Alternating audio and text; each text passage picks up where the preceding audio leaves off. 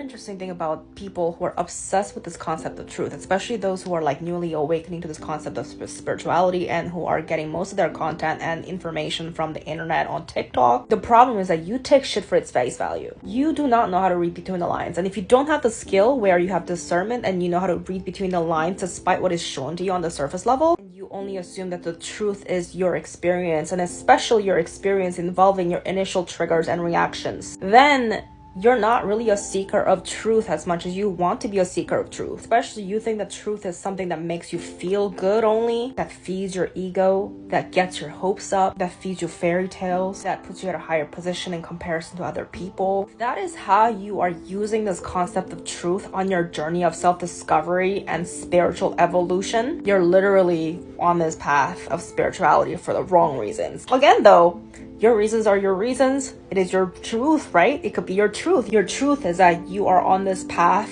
wanting to feel validated on your journey, wanting to feel seen, wanting to do the best for yourself, for your journey. But then if you're not conscious enough, when you're not aware enough to challenge yourself, to question your own truth even, only taking pieces of information that make you feel good, that only validates your current version of your identity / ego, then it's going to be very, very difficult for you to move past this level of ego that you're in. And I'm not saying ego is bad, ego is to be demonized, but I am saying though, it does not really seem to match your intention of wanting to be better, wanting to evolve, wanting to expand, wanting to grow spiritually, because growth comes with discomfort. Growth comes with challenges. Growth comes with pain sometimes, acknowledging your own wrongdoings, acknowledging your own short-sightedness, acknowledging and taking accountability for your own false perceptions based on your projection and assumptions. So it's not really about what the truth is that matters the most. It's really about your intention and whether or not your action is lining up with your intention of discovering this truth, the seeking of this truth. What are you actually doing about seeking the truth? You could talk about being a truth seeker and talk about higher consciousness, a higher vibrational being one with God, working with spirits, all you want. But at the end of the day, there's going to come a time where you're going to feel